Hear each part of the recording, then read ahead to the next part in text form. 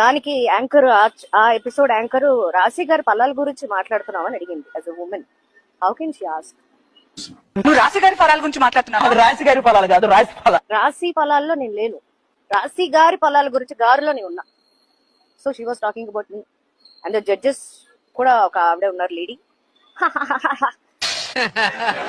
I can't love. నేను ఆ place లో ఉండుంటే ఒక నిమిషం అండి ఆపేసి ఏంటండి what is this, why are using this రాశి గారి ఫలాలు అని ఎందుకంటే అనవసరం కదా, అనవసరంగా ఎందుకు కామిక్ చేయొచ్చండి.